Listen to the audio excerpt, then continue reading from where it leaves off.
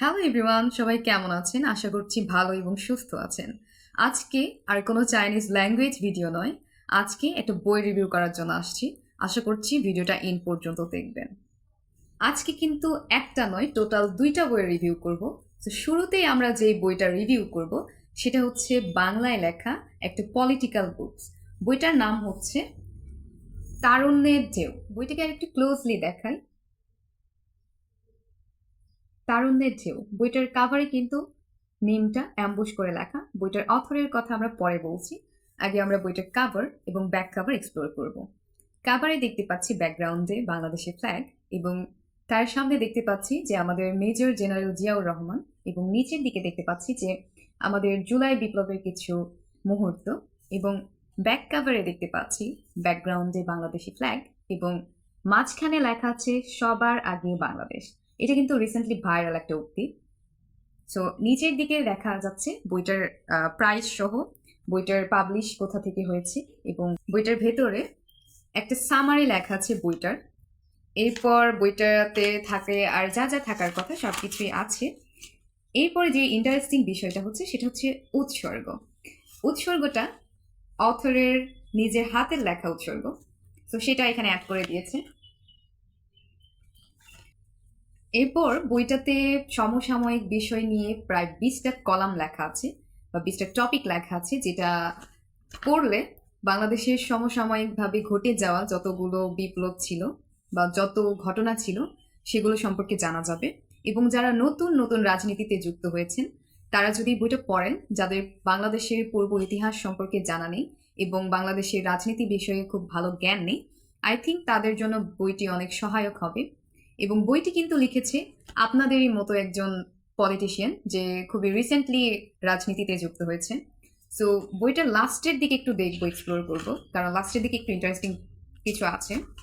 So লাস্টের দিকে বইয়ের অথর কিন্তু তার নিজস্ব ব্যক্তি জীবনে যাদেরকে আইডল রাজনীতিবিদ ভাবত তাদের কথা উল্লেখ করেছে। আমরা শুরুতেই দেখতে পাচ্ছি মেজর জেনারেল জিয়াউর রহমান, এরপরে দেখতে পাচ্ছি বেগম খালেদা জিয়া, এরপর আমাদের সবার প্রিয় জনাব তারেক রহমান, এখন আমাদের মাননীয় প্রধানমন্ত্রী হয়েছেন। এরপর লেখা আছে আমাদের জনাব মির্জা ফখরুল ইসলাম আলমগীর। বইটির লেখকের ব্যাপারে কিন্তু বইটির লাস্ট কাভার পেজে ডিটেলস দেওয়া আছে। সব থেকে মজার ব্যাপার হচ্ছে অথর যখন মাত্র 15 বছর বয়সী ছিলেন তখন এই বইটি লিখেছিলেন। সো ভাবছেন এতদিন পর কেন এই বইটি পাবলিশ হইল। সো যখন উনি বইটি লিখেছিলেন তখন আমাদের স্বৈরাচার শাসন আমল ছিল, তার কারণে তার নানান প্রতিকূলতার ফলে বইটি পাবলিশ করা হয়নি।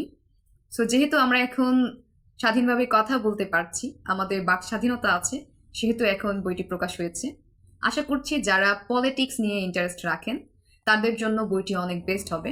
বিশেষ করে সব থেকে বেশি ভালো হবে তাদের জন্য যারা নতুন নতুন রাজনীতিতে যুক্ত হয়েছেন এবং যারা পূর্ব ইতিহাস সম্পর্কে ভালো জানেন না, কারণ আমরা যে আমলে বেড়ে উঠেছি সেটা ছিল একটা স্বৈরাচার শাসন আমল, এবং আমাদেরকে যা বোঝানো হয়েছে, পড়ানো হয়েছে, আমরা কিন্তু ততটাতেই সীমাবদ্ধ আছি। সো আমাদের পূর্ব ইতিহাস সম্পর্কে বেশি কিছু জানা নেই। সো সত্য ঘটনা এবং পূর্ব ইতিহাস সম্পর্কে জানতে হলে এই বইটি আশা করছি বেস্ট হবে। সো যদি বইটি নিতে চান সরাসরি পেজে ইনবক্স করতে পারেন। Thank you. এরপর যে বইটা নিয়ে কথা বলবো সেটা হচ্ছে মারিয়া, একটা ইংলিশ নভেল বুক। বইটার ফুল নেম হচ্ছে মারিয়া রেস্ট ইন পিস। সো বইটির শুরুতেই দেখতে পাচ্ছি একজন মেয়ে যার নাম মারিয়া।